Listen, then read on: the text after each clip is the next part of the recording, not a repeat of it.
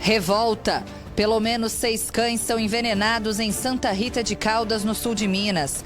A suspeita é que eles tenham comido carne com veneno para matar ratos. Que maldade não se faz, muito menos com o ser humano e quanto mais com os animais que são indefesos. Balançou tudo. Tremor de terra assusta moradores de Poços de Caldas. O abalo foi de 2,2 na escala Richter. Tremeu as janelas, a porta, mas nem me passou pela cabeça que fosse alguma coisa do tipo. Susto! No centro de Juiz de Fora, uma diarista fica com a perna presa na tampa de uma caixa de esgoto. Bombeiros foram chamados para socorrer a mulher. Na hora, sim, eu tomei um susto, mas na hora eu já estava dentro do buraco já. E eu gritei, ai, tipo assim, chega, deu uma escuridão, não vi nada, só vi quando eu gritei, ai. E em Montes Claros, amigos de uma das vítimas da tragédia na BR-251 relembram o último contato com a estudante. Na hora que a gente ficou sabendo a notícia, acho que todo mundo entrou em prantos aqui. Até porque ela é uma pessoa muito querida aqui do laboratório.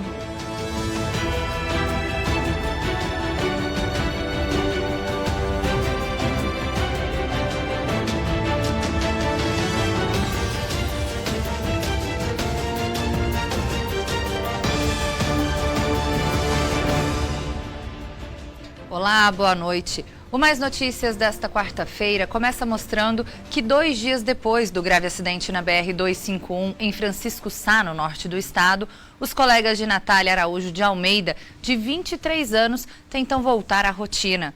A jovem é uma das vítimas dessa tragédia que aconteceu na última segunda-feira. Natália era formada em biotecnia e fazia mestrado em uma universidade de Montes Claros. Aos poucos, os colegas de Natália tentam retomar os estudos. A saudade é o principal sentimento entre os que conviviam com ela. Ela era a coordenadora do laboratório, então abaixo do nosso orientador estava ela. Então, com certeza é uma perda inestimável, porque agora estamos desamparados sem a nossa coordenadora, então é uma perda muito grande. A estudante de 23 anos morreu na última segunda-feira em um acidente na BR-251 próximo a Francisco Sá, no norte de Minas. 11 veículos se envolveram na tragédia. Além de Natália, outras 7 pessoas morreram. Natália morava em Salinas, a cerca de 230 quilômetros de Montes Claros. A jovem era formada em biotecnologia e há 1 ano e meio fazia mestrado em uma universidade aqui na cidade. Todo fim de semana ela ia para casa visitar os pais. Segundo a família, que ainda está muito abalada, no dia do acidente, a jovem não pegou um ônibus, como às vezes costumava fazer.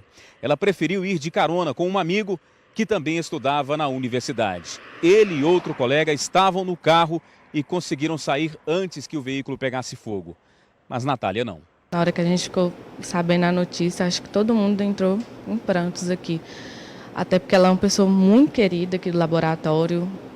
A alegria que ela transmitia, a fé que ela transmitia para nós diariamente, de nunca, quando ela visse uma pessoa para baixo, ela sempre tentava nos estimular. Natália já estava no último semestre do mestrado. Na última sexta-feira, aqui no laboratório, ela fazia um importante experimento sobre a germinação de uma planta. Retornaria na próxima semana para continuar a atividade. Mas antes de ir embora, deixou um recado para os colegas. Aí ela deixou para a gente umas instruções para que a gente continuasse nessa próxima semana. Aí ela falou para a gente trocar a água dessas sementes, que a gente iria fazer esse experimento agora nessa semana e duraria a semana inteira. O trabalho dela é relativo à reprodução, né, do buriti, que é uma palmeira que ocorre na Amazônia, aqui no Cerrado, que tem uma importância muito grande porque está ligada ao recurso hídrico, né, às veredas aqui no caso. Então ela desenvolveu um estudo que visava gerar tecnologia para a produção de muda, né, dessa espécie, recuperação de área degradada. A jovem gostava de cantar. Nesse vídeo, ela aparece ao lado de um amigo. O talento encanta. Teologia pra explicar, o Big Bang pra disfarçar. Pode alguém ter dúvida? Sei que há um Deus a me guardar. A estudante também era religiosa. Horas antes do acidente, ela havia feito uma apresentação na igreja que frequentava. Que a fé de Deus vezes passar eternos amigos. Nestes outros vídeos, Natália aparece feliz. Os amigos contam que ela estava sempre de bom humor. Ana era uma das melhores amigas de Natália. Ela conta que a jovem era muito dedicada aos estudos. As duas conversavam muito, inclusive pelo celular. Aqui é a última conversa que eu tive com ela neste sábado passado, agora dia 14, que eu estava perguntando ela sobre o funcionamento daqui do laboratório neste período de férias. Aí ela me mandou um último áudio aqui, que é a última conversa que eu vou guardar de recordação dela.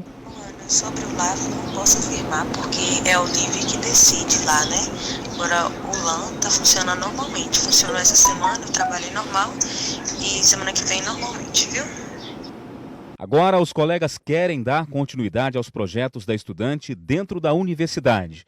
Essa foi a forma encontrada por eles para homenagear a jovem que tinha muitos sonhos. Seria o desejo dela que as pesquisas não parassem, porque era uma pessoa que demonstrava muita garra, muita vontade de trabalhar. Então, creio que seria, sim, que ela quisesse que a gente continuasse o trabalho que ela começou, não deixasse morrer. Teologia pra explicar,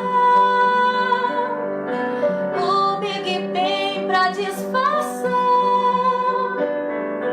Pode alguém ter dúvida? Os corpos das 8 pessoas que morreram neste acidente que nós acabamos de mostrar na reportagem ainda estão no Instituto Médico Legal de Montes Claros. Como estão carbonizados, todos os corpos vão ter que passar por exame de DNA para serem reconhecidos. O material genético dos familiares das vítimas já foi enviado para um laboratório em Belo Horizonte. A Delegacia Regional de Montes Claros pediu prioridade nos exames, mas ainda não há um prazo para que esse trabalho termine. O delegado Bruno Rezende, responsável pela investigação, disse que até agora não recebeu o boletim de ocorrência feito pela Polícia Rodoviária Federal.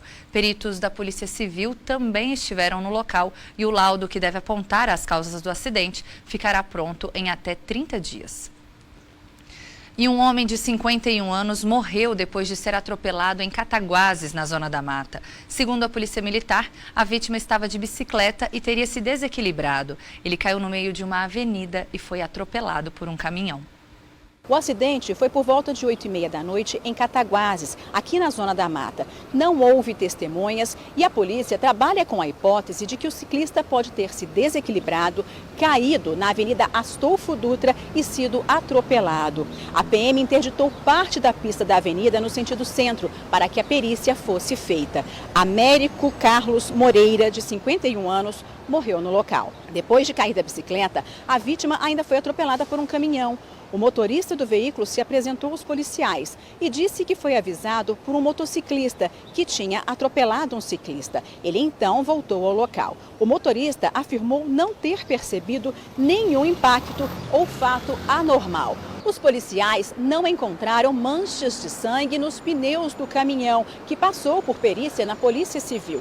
Não está descartada a possibilidade de que Américo tenha sido atropelado por um outro veículo. O caso está sendo investigado pela Polícia Civil. Michele Pacheco, para o Mais Notícias.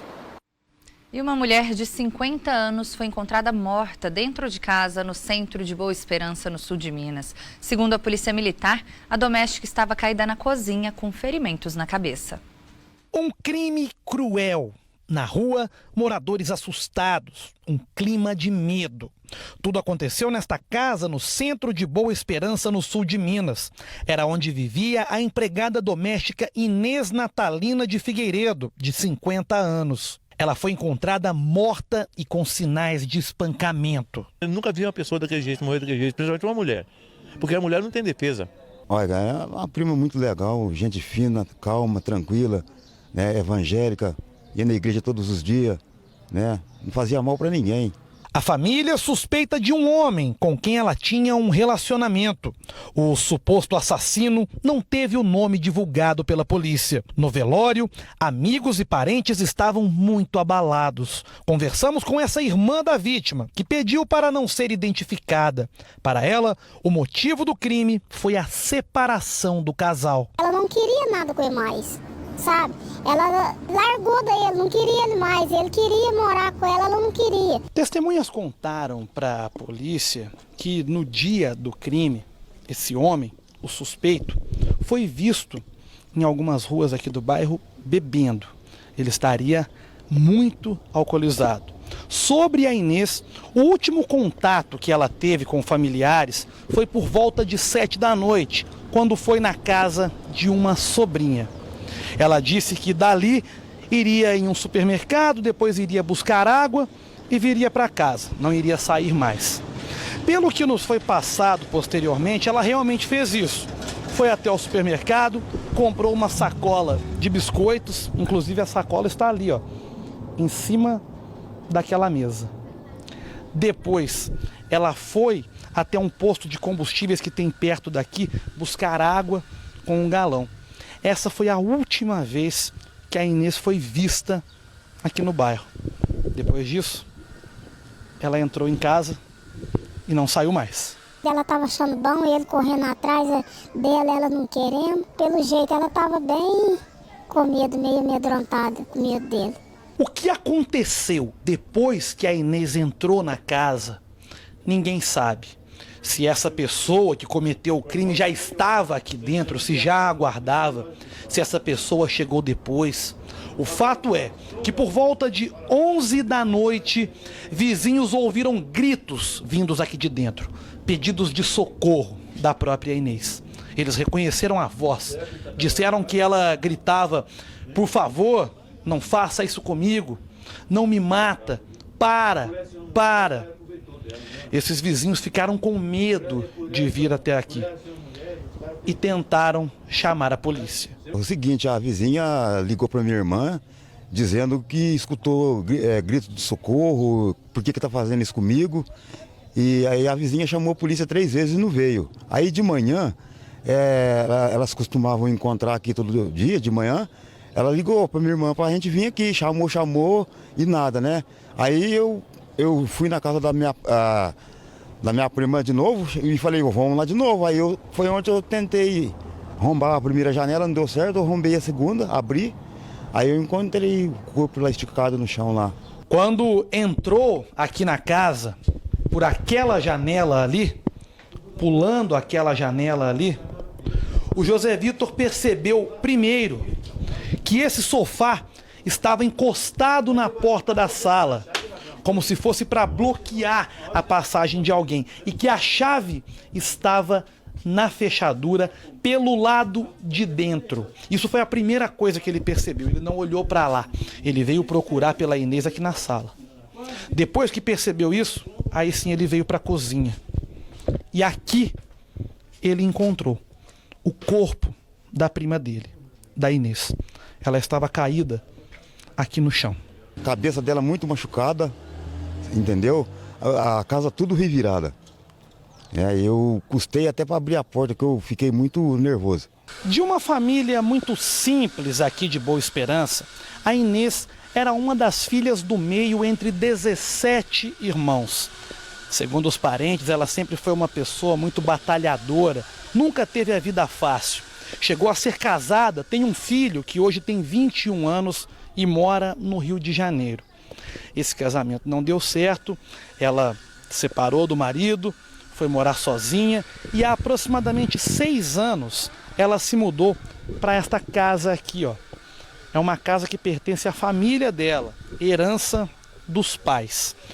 Pouco tempo depois, ela conheceu esse homem, apontado como o suspeito. De acordo com os familiares, um homem muito fechado, cara amarrada, poucos amigos e poucas informações também são conhecidas sobre ele.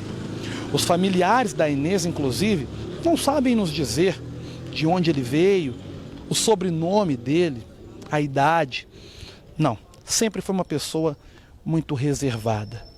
Um relacionamento que não era aprovado pela família da Inês. A família não gostava dele, não era para ela ter relação com ele insistia. O caso já está nas mãos da Polícia Civil. Depois da perícia, uma equipe de investigadores esteve na casa coletando provas e evidências que possam levar até o suspeito. 2 celulares foram recolhidos no local. Ainda incrédulos com a forma brutal com que Inês foi morta, os familiares choram a perda e esperam por uma resposta rápida da justiça. Escrever esse cara atrás das grades, pelo mofar lá na cadeia para não sair nunca mais, porque isso aí é um animal.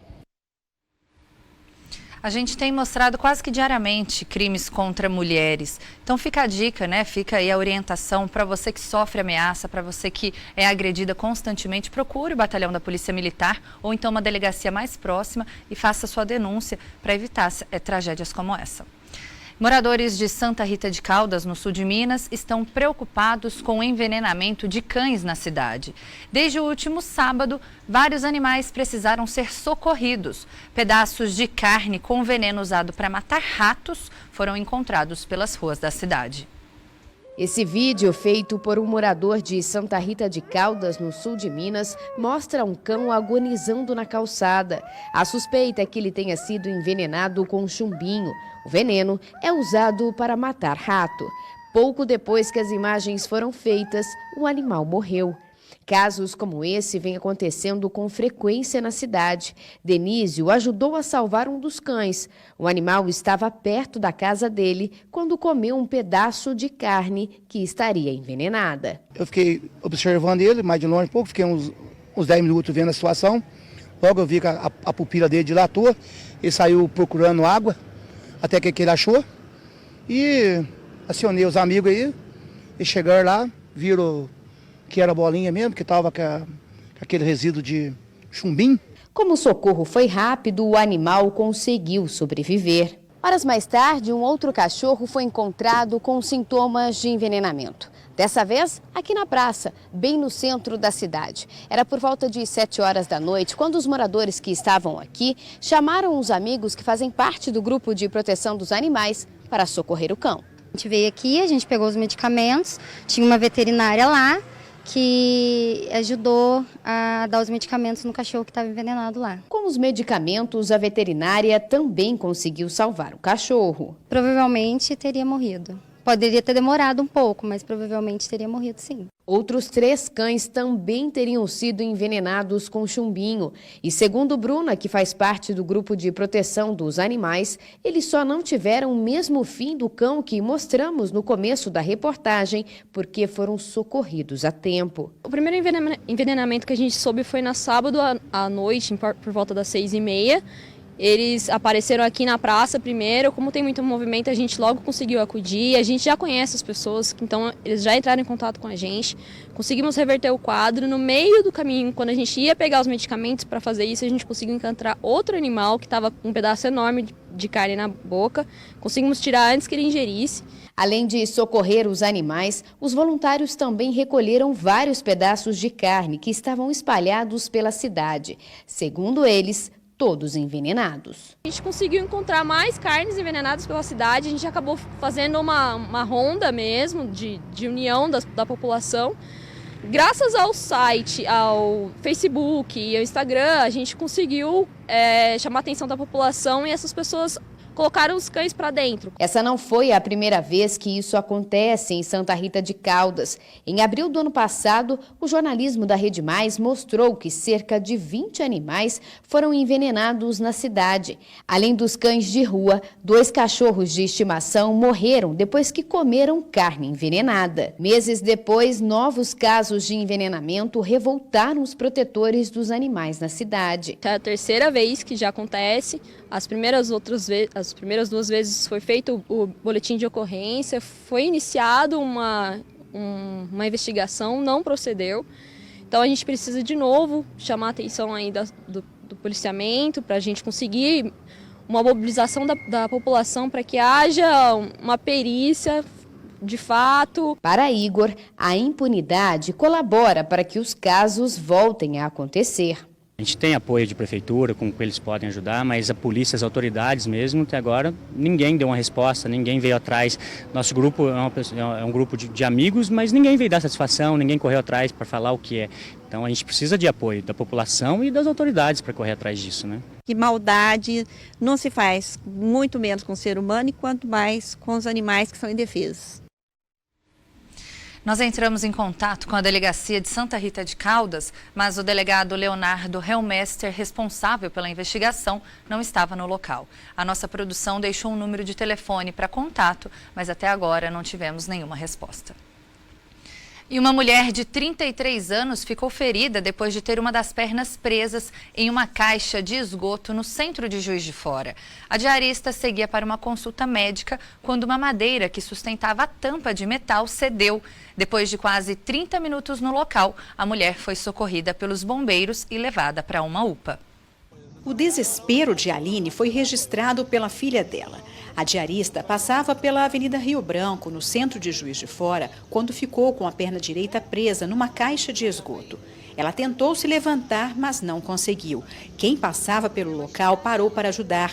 2 homens seguraram Aline para que ela não afundasse mais. A dor era intensa perto do joelho, onde a perna estava presa entre o concreto e a tampa de metal. Um pedaço de madeira que sustentava a estrutura cedeu quando Aline passava. Os bombeiros foram chamados. Eles avaliaram a situação e usaram uma cavadeira de ferro para retirar a tampa. A diarista teve a perna examinada e retirada com cuidado.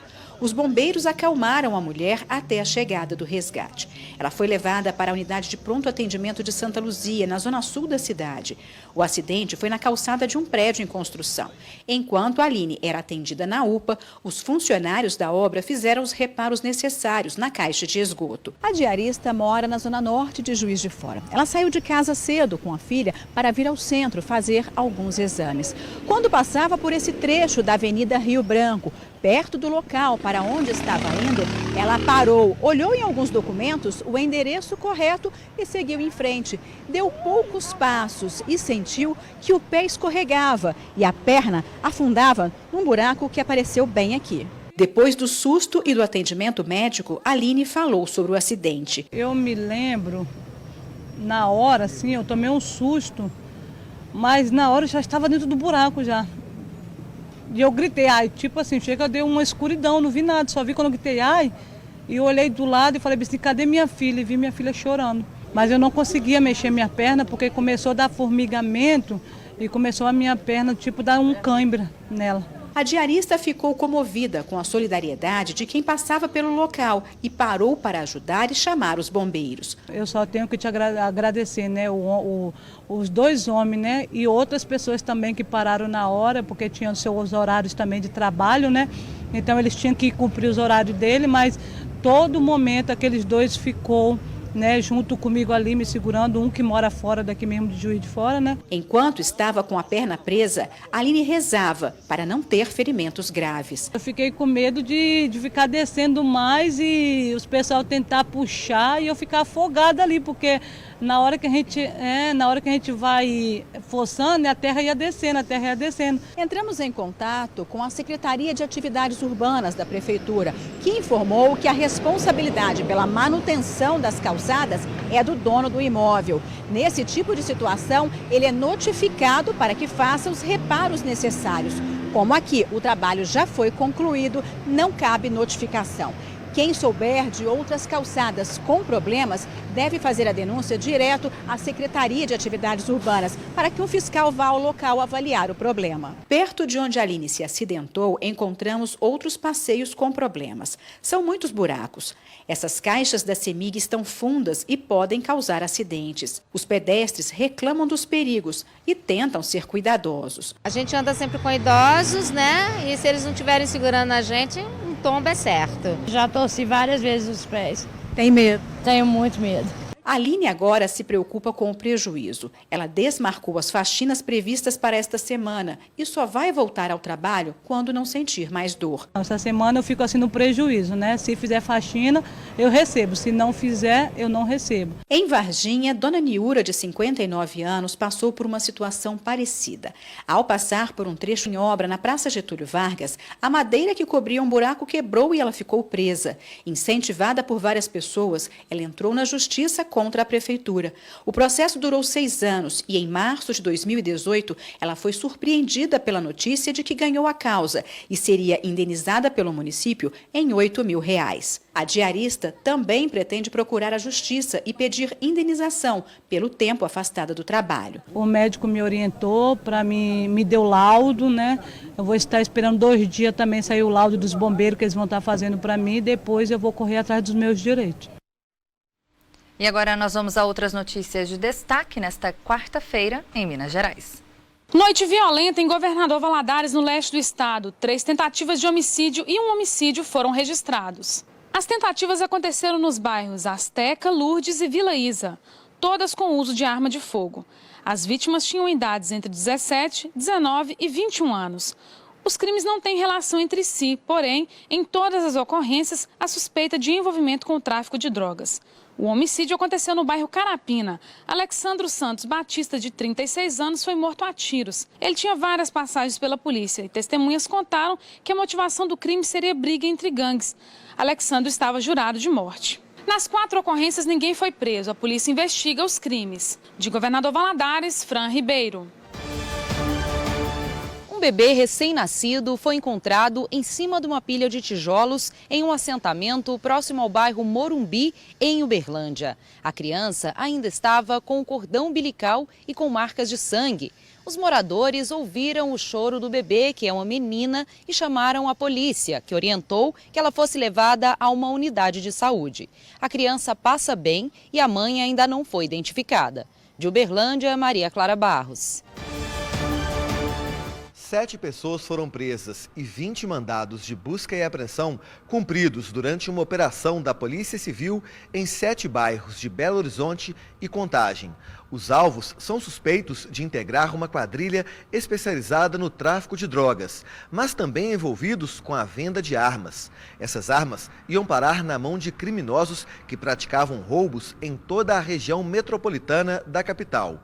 Entre os presos estão 3 irmãos, 2 homens e uma mulher, considerados peças importantes no esquema. De Belo Horizonte, Vinícius Araújo.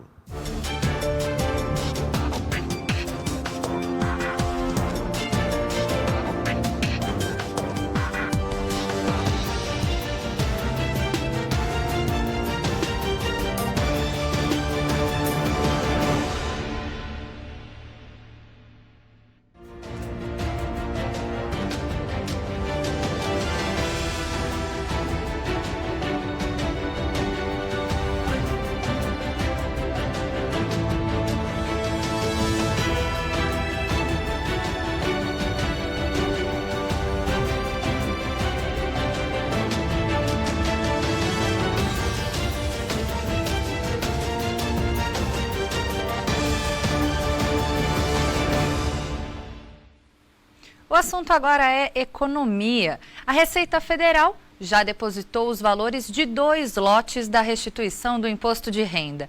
E já tem muita gente sabendo direitinho o que vai fazer com o dinheiro. O dinheiro não poderia ter vindo numa hora melhor.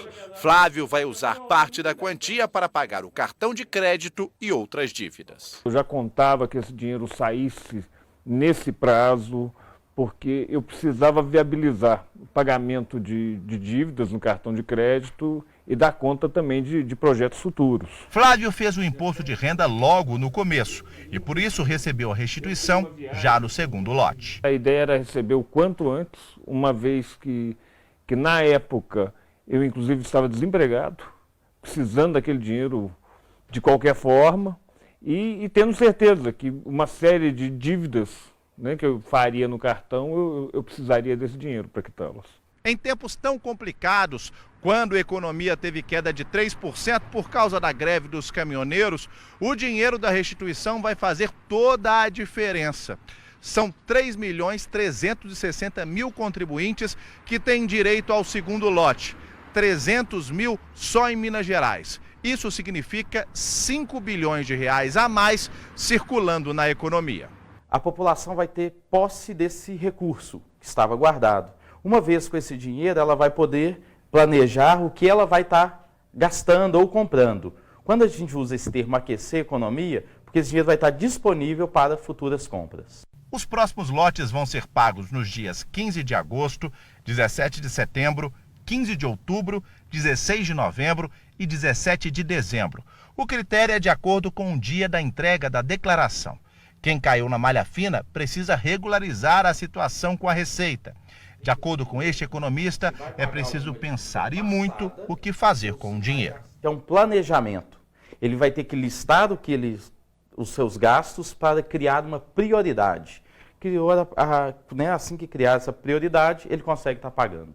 Além de pagar dívidas, o Flávio, que nós mostramos no início da reportagem, programou e bem o que fazer com a restituição.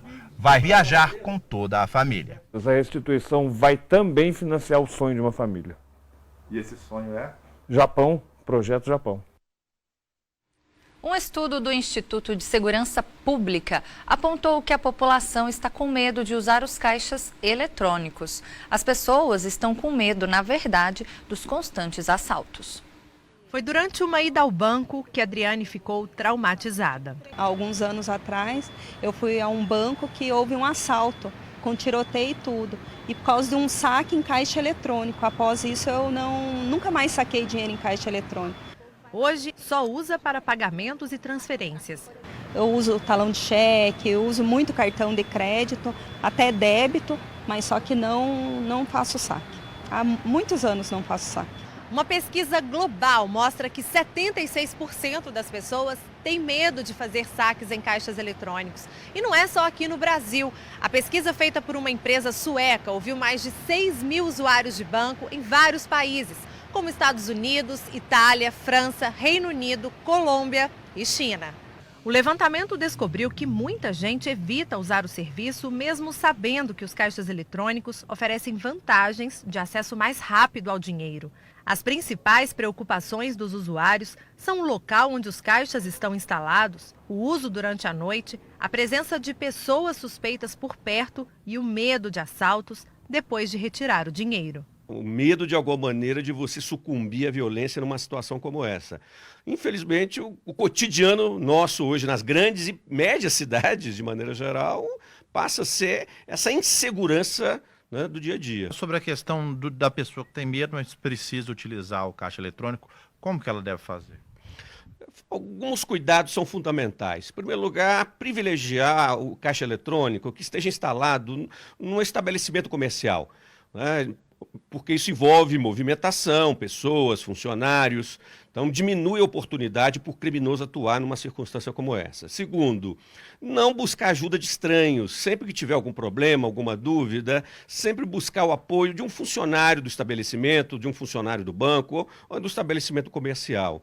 Em terceiro, fundamental, é não manusear, eventualmente, se for sacar dinheiro, não manusear esse dinheiro de uma forma pública, ostensiva, para não atrair a atenção indesejada. São medidas simples que qualquer cidadão sabe muito bem, mas que é sempre bom ficar atento para essa circunstância. A Federação Brasileira dos Bancos informou que, ao longo de uma década, as agências investiram 9 bilhões de reais por ano em segurança física e adotaram uma série de medidas preventivas para reduzir os assaltos. Mesmo assim, os usuários precisam ficar atentos. Adriane se previne sempre. Tem uma precaução de olhar a hora que eu chego, olhar se tem alguma coisa suspeita e tal, e evito. Eu evito, hoje em dia a gente faz muita coisa em aplicativo e computador, né? Eu evito o banco.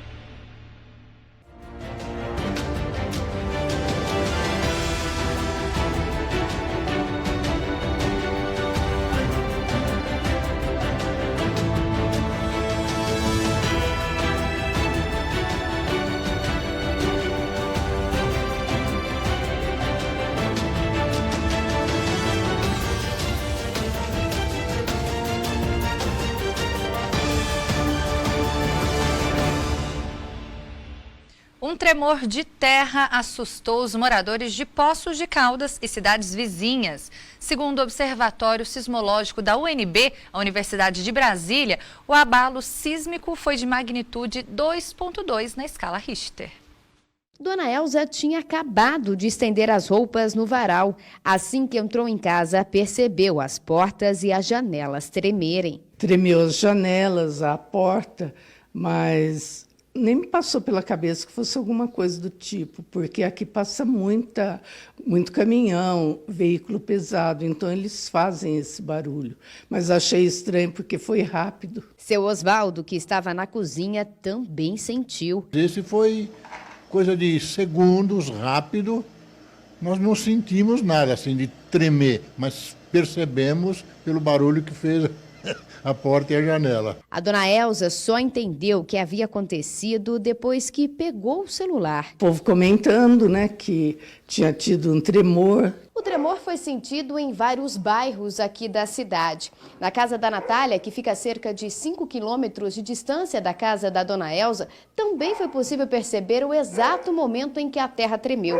A publicitária estava aqui no quarto quando ela percebeu que algo estranho estava acontecendo. Fez barulho. Eu estava aqui quietinha aqui no quarto e aí fez um barulho muito forte, foi um estrondo mesmo. Ela conta que até o cachorro ficou assustado. Até meu cachorro deu uma choradinha assim, né? Porque o cachorro é sensível para barulho.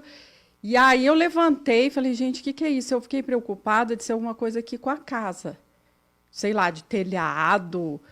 Aí eu olhei lá fora, saí lá fora, passei aqui, saí lá fora, olhei, não tinha nada. Aí eu fiquei tranquila. Aí eu peguei e entrei no Facebook, o pessoal já estava começando a comentar. Eu falei assim, então não foi coisa da minha cabeça, realmente teve alguma coisa. No bairro Centenário, os moradores também sentiram tremor. A princípio eu ouvi um barulho, um estrondo muito forte, como se fosse uma explosão de alguma rocha. E logo em seguida a casa tremeu. Foi tudo muito rápido, porém foi bem nítido o tremor que teve aqui hoje. Eu sentado, do nada, mexendo no telefone, eu senti um tremor, eu não sei o que foi, a minha perna tremeu muito forte e junto com isso um barulho de um estrondo também bem alto. Na internet, muita gente assustada tentava entender o que tinha acontecido. Essa internauta conta que chegou a cair no box do banheiro com o susto que levou. Esse outro rapaz diz que quase não conseguiu parar em pé. Moradores dos bairros Country Club, Coab e Jardim Kennedy também afirmaram que as casas tremeram logo depois de um barulho como se algo tivesse estourado. De acordo com o Observatório Sismológico da Universidade de Brasília, o tremor de terra sentido em Poços de Caldas foi de magnitude 2,2 na escala Richter. As causas do tremor ainda são desconhecidas. Segundo a universidade, o epicentro foi a 8 quilômetros de distância da cidade. Além de Poços, outras cidades como Andradas, Botelhos, Caldas e alguns municípios no interior de São Paulo, como Águas da Prata e São João da Boa Vista, também registraram o abalo sísmico. Logo após o tremor, muitas pessoas ligaram para o Corpo de Bombeiros, alguns à procura de informações, outros com medo. Algumas pessoas ligaram, querendo saber o que aconteceu, porque a pessoa estava apavorado, porque não tinha presenciado um fato semelhante. Coube ao corpo mesmo orientar essas pessoas com o que estava acontecendo. A gente averigou a situação, viu que realmente estava de um abalo sísmico, mas que não tinha vítimas nem danos estruturais. Em janeiro de 2017, um tremor de terra de 3,2 na escala Richter também assustou a população da cidade. De acordo com a UNB, até agora o abalo sísmico mais forte foi registrado na década de 50, quando o tremor atingiu a magnitude de 3,9 na escala Richter. Uma nova lei vai facilitar a vida de quem trabalha com produtos artesanais de origem animal. Antes, a burocracia era grande para quem precisava vender para outros estados. Agora, esse comércio foi liberado com a criação de um selo único, válido em todo o país. Um som e uma imagem que dão água na boca. Como resistir a um bife ou a um bacon fritinho assim? Nesta lanchonete, os produtos são artesanais. Essas delícias caíram no gosto da clientela e ganham cada vez mais espaço no mercado. Essa procura de produtos artesanais, além dele ser muito mais gostoso, feito com mais carinho, em escalas menores, mas é um produto mais saudável, tudo fresquinho, feito no dia. Então, de um tempo para cá, essa procura ficou bem legal. Este frigorífico produz embutidos artesanais há mais de 3 décadas. O crescimento nas vendas chegou a 50% nos últimos anos. Mas o comerciante afirma que os números poderiam ser ainda melhores se ele pudesse vender para outros estados. Ele conta que isso ainda não foi possível por conta da dificuldade de conseguir o selo CIF do Ministério da Agricultura, Pecuária e Abastecimento. Até entramos em conhecimento de todo o processo para poder adquirir o selo e por toda a burocracia que tinha, toda a amolação mesmo para poder tirar, a gente achou inviável no momento. Mas agora a vida de empresários como Lucas ficou um pouco mais fácil. Uma lei sancionada pelo presidente Michel Temer permite a comercialização interestadual de produtos artesanais de origem animal. A partir de agora, os produtos passam a ter uma identificação única, um selo chamado Arte. A fiscalização do produto e também das condições de higiene será feita pelos órgãos de segurança pública de cada estado. Agora esses produtos eles podem ser vendidos em outros estados, outros países, é isso mesmo? Municípios, estados e outros países.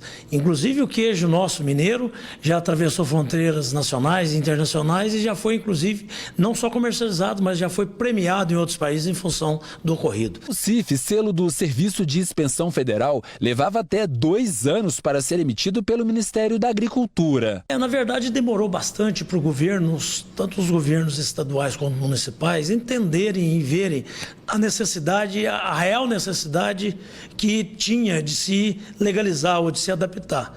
E teve também aí, infelizmente, nesse período aí, alguns entraves, alguns ocorridos, né, dentro dessa questão de fiscalização CIF, né, de fiscalização federal, aquele problema que houve, infelizmente, da carne, aquelas questões todas atrasou esse processo. O presidente do sindicato acredita que a criação desta lei vai aquecer o mercado de produtos artesanais. E os produtores, suas famílias, os colaboradores, todos esses vão ter, né, o seu ganho, vamos dizer assim, porque é muito mais emprego, é muito mais dinheiro rodando nos municípios e o governo arrecadando mais. O Lucas ficou satisfeito com a mudança e acredita que ela vai abrir muitas portas para os produtores. A gente enxerga uma possibilidade de expandir no mercado, né? Vendas para fora, que seja, aumentar nosso faturamento. Acho que isso economicamente vai ser muito bom. No mercado de hoje é interessante aumentar o faturamento, né?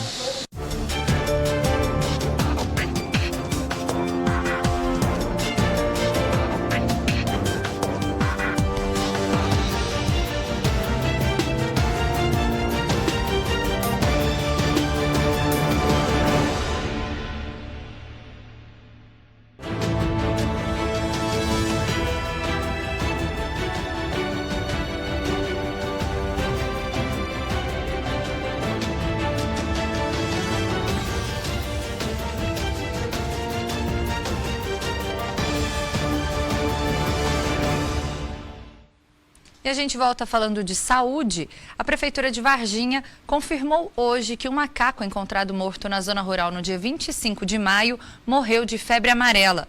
A confirmação saiu depois de um exame feito em Belo Horizonte.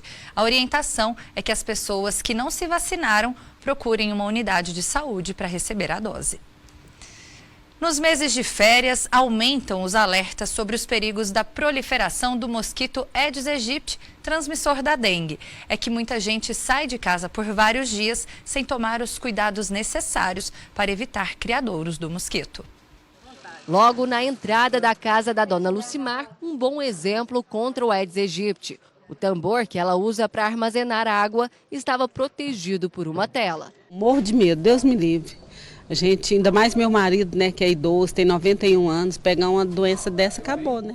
A casa da dona Lucimar é uma das milhares que vão ser visitadas por 350 agentes de endemias em Goiânia.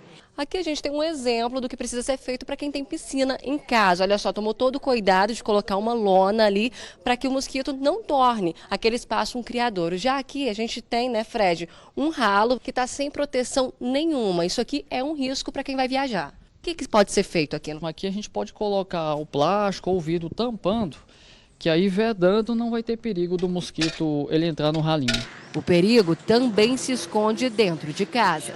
Aí você pode pensar, mas a gente está num período de seca, não tem tanto perigo. Engano seu, o banheiro da sua casa pode ser um criador em potencial. A gente tem aqui o ralinho, tem também o vaso sanitário, que durante a viagem da família vão ficar sem uso e podem armazenar ali dezenas de ovos do Aedes aegypti. A dica é sempre manter a tampa aqui fechada e colocar, se possível, um tapete, algo que impeça a entrada do mosquito. As vasilhas dos animais também podem ser um perigo. Fred, aqui a gente tem a vasilhinha de água do cachorro, né? Qual o cuidado que a gente precisa ter com essa vasilhinha?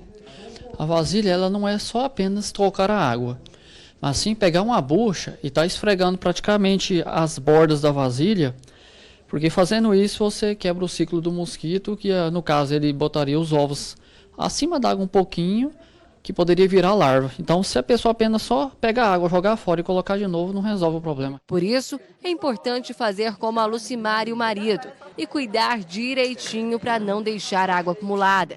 Todo cuidado é pouco. O mosquito põe para correr. Todo cuidado é pouco mesmo. O Ministério da Saúde apontou números preocupantes sobre diabetes no país.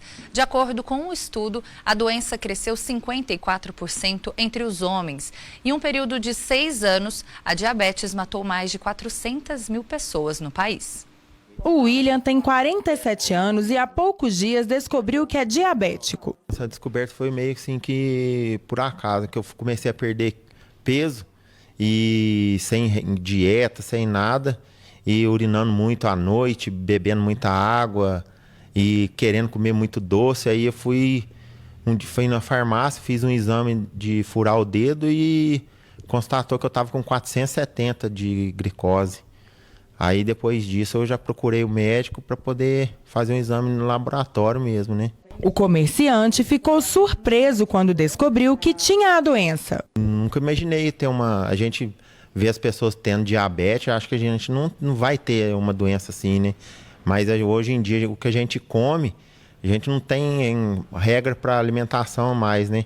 Come gordura, come muita coisa que não é saudável, então acaba acontecendo isso. De acordo com esse endocrinologista, a doença não tem cura e há vários tipos de diabetes. Na verdade, a diabetes existem basicamente 2 tipos mais comuns, que é a diabetes tipo 1 e a tipo 2. A tipo 1 é onde ocorre uma deficiência na produção de insulina. Já a tipo 2 é adquirida e acontece uma deficiência na ação dessa insulina. É uma doença basicamente silenciosa e pode ser descoberta tardiamente, mas os principais sintomas iniciais são a polifagia, poliúria e a polidipsia, que é muita fome, muita urina e muita sede. A alimentação é determinante para que o diabético tenha uma boa qualidade de vida. A gente tem que começar o tratamento com hipoglicemia antes orais, com mudança do estilo de vida, com atividade física, melhora na alimentação, melhora na qualidade de vida, melhora do sono, melhora do estresse.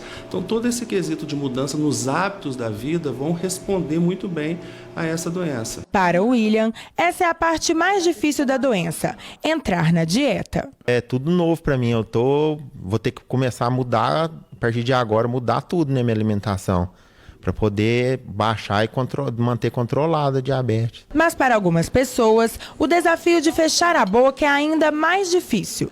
O gerente de restaurante Enilson Pires descobriu diabetes há 3 anos. Eu descobri em 2015, fevereiro, uma semana antes do carnaval. Eu estava no Rio de Janeiro e eu estava tendo já algumas semanas, na verdade, eu estava tendo muita cãibra e bebendo muita água. Eu procurei um angiologista que já era da minha família, minha família já tinha um caso de diabetes, até por parte de mãe. E ao fazer os exames, uma semana antes do carnaval, isso em 2015, eu descobri que eu era diabético. Ele ainda tentou insistir. Eu cheguei até para o médico e falei assim, olha, não tem como começar o tratamento depois do carnaval, uma semana. Ele falou, depende, se você quiser que seja o seu último carnaval. Então aquilo ali já me deixou em pânico. E aí eu comecei um tratamento intensivo mesmo, eu fiquei 6 meses sem beber. O Enilson e o William fazem parte de uma estatística preocupante. O estudo divulgado pelo Ministério da Saúde apontou um crescimento de 54% de diabetes entre os homens. A pesquisa também mostrou que a doença já causou cerca de 406 mil mortes entre os anos de 2010 e 2016. Para o endocrinologista, o aumento no número de homens diabéticos se deve à facilidade na descoberta da doença. Os homens acreditam que por ter um cuidado agora atualmente maior, pela facilidade de fazer o diagnóstico da diabetes, eu acredito que por esse motivo tem aumentado essa incidência em homens também. Doce, né, que eu gosto muito de doce, vai ser mais difícil. Café com açúcar eu acostumei, vou ter que mudar. E a cervejinha, vou ter que parar também, né? Então é complicado.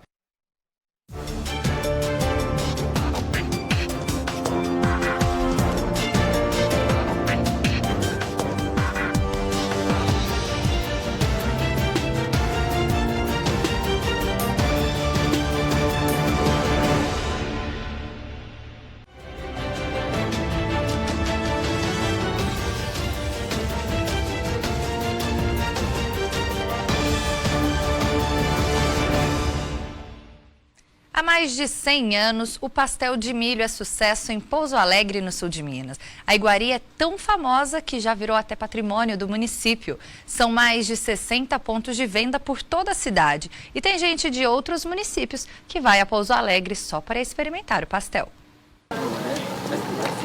Essa delícia aí é o pastel de milho. Ele é tão tradicional em Pouso Alegre, no sul de Minas, que já virou patrimônio cultural do município. É maravilhoso, é muito bom. Ele é bom, é sempre bom, é excelente. De queijo, carne ou pizza, ele é vendido em vários pontos da cidade. Para Dona Maria do Carmo, que é de Liberdade, também no sul de Minas, ir até Pouso Alegre e não comer o pastel é impossível. Eu falo para todo mundo, meus parentes que vêm aqui, que para comer o pastel de milho. O Jesus já trabalha há 30 anos vendendo o famoso pastel na cidade. Ele deixou a zona rural para se dedicar à iguaria. A zona rural estava difícil na época. Eu tinha casado de novo, né? Aí eu passei na cidade, eu vi uma barraca na feira com placa de vendas. Aí a minha esposa falou, dá para nós comprar? Falei, vamos conversar lá com a chefia, né? Aí conversei com meu pai falou, não, o caminho é esse, tal. Entrei, comprei e fiquei com a mulher que passou a barraca 3 meses aprendendo a fazer, a produzir o pastel e até ela me ensinou até atender clientes, porque aí eu já fui para a rua já caminhando, já andando, porque eu aprendi com ela, né? Com tantos anos dedicados ao pastel, o filho dele, o José, há 2 anos abriu este ponto e agora segue os passos do pai. Já faz mais de 30 anos que ele mexe com pastelzinho, né? E eu peguei de família, comecei a ajudar ele em festa, ajudar na cozinha, em casa e hoje em dia estamos aí, né? Abriu um pontinho para mim e tal. E tô seguindo, vamos ver no que vai dar. O pastel é tão famoso que ganhou um prêmio na Semana Mineira de Gastronomia realizada em Belo Horizonte. É um prêmio que prevê agraciar pessoas e produtores que têm ligação à gastronomia, que fazem a gastronomia com receitas centenárias. E o José foi o escolhido para ir até a capital mineira receber o prêmio representando todos os vendedores de pastel de Pouso Alegre. Esse prêmio pra gente que tem, porque muita gente vê a gente como um simples pastelzinho, mas esse pastelzinho de farinha de milho é um patrimônio muito grande. Mas sobre a origem do pastel de milho em Pouso Alegre, há 3 versões. A primeira ele veio com os bandeirantes na época das expedições. Eles traziam os mantimentos, né? Durante a expedição faltou algum mantimento, eles tinham só a carne de caça, juntaram a carne de caça e fizeram um bolinho. Desse bolinho provavelmente originou o pastel de milho. A outra versão é que veio junto com os escravos. Na época os escravos eles não podiam comer carne, né? Então nos casarões eles escondiam a carne dentro de um bolinho também. E depois isso Originou o pastel. E a outra versão é que vem da cultura indígena, pelo fato dele ser produzido com a farinha, que é um produto, né, que tem uma tendência que segue algumas origens indígenas. Com o passar dos anos, o pastel tem conquistado cada vez mais as pessoas. Hoje, são mais de 60 pontos de venda em Pouso Alegre. Além disso, o mercado do pastel ajuda a movimentar a economia da cidade. Há 15 anos, a Associação dos Empreendedores Autônomos do Segmento de Alimentação foi criada em Pouso Alegre, justamente para atender esses comerciantes. É muito grande a potencial econômico que gera em torno do município, né? Esse iguari vem perpetuando há muitas gerações, né? E traz benefício para toda a classe, sustenta a família e gera turismo para o município também, que é muito importante, né? Por dia são vendidos cerca de 500 pastéis em cada ponto como este. E acredite, a Jennifer saiu de Lambari, a 80 quilômetros de Pouso Alegre, só para comer o pastel. É ótimo que a massa é leve, sabe? Parece massa de pão de queijo. E eu não moro aqui, eu moro em Lambari, eu só venho aqui para comer o pastel. Sério? Sério. Toda vez que está aqui você tem que comer? Eu tenho que comer. Posso acabar de almoçar, eu tenho que comer esse pastel antes de eu ir embora. Mas afinal de contas, o que tem neste tão famoso pastel que conquista tanta gente? É bom mesmo? Porque esse pastel muita gente não conhece, pastel de milho. Nunca comi, é bom? Então come um. Daí você mesmo tira a prova. E olha só, seguindo o conselho da dona Yumi, claro que eu vou experimentar o pastel de milho aqui de Pouso Alegre. Esse aqui é de queijo e o José acabou de fritar ele aqui na barraca. Vamos ver se ele é bom mesmo, hein? Vamos ver.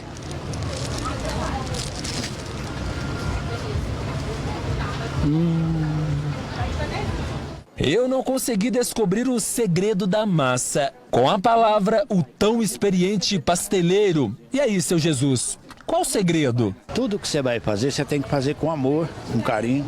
Então tá ali, o segredo tá na mão de quem tá fazendo, lá na cozinha, na produção, né? O segredo tá lá e o toque final tá aqui na rua. Que também tem um toque final na hora de fritar ele. Ele tem até quantas viradas que dá aí na gordura para ele ficar no ponto. E parece que tudo isso tem dado certo. E o pastel de milho, que antes era de Pouso Alegre, vem conquistando cada vez mais paladares no estado. Não come um não, quer comer mais. Porque um só não dá para matar à vontade. Não dá para comer um só. Não dá.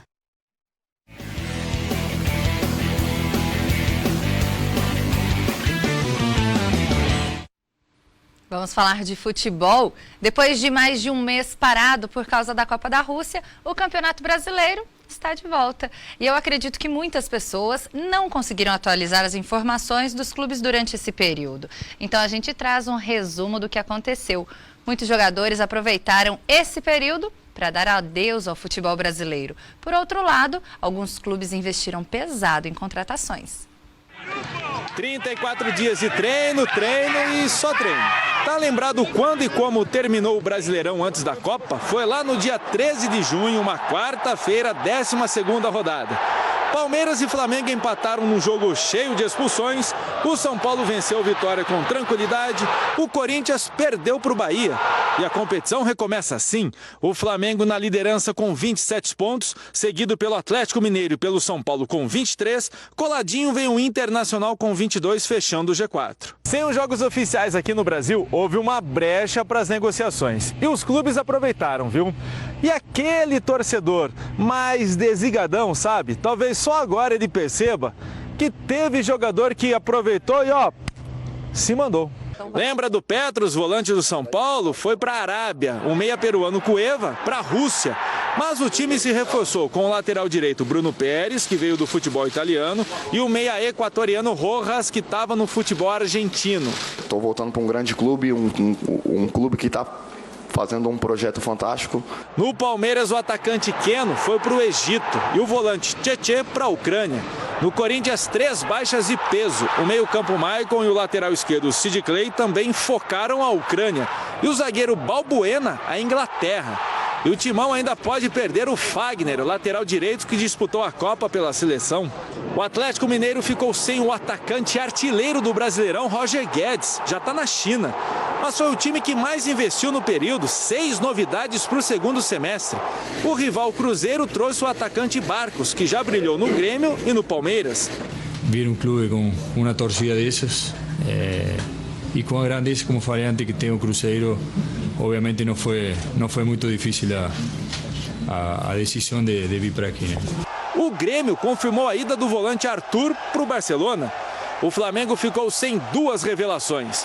O Felipe Viseu foi para o futebol italiano e o Vinícius Júnior para o espanhol, numa negociação fortíssima com o Real Madrid. O Vasco perdeu o atacante Paulinho, uma das grandes promessas do futebol brasileiro. De que jeito recomeça o Brasileirão sem essa rapaziada toda?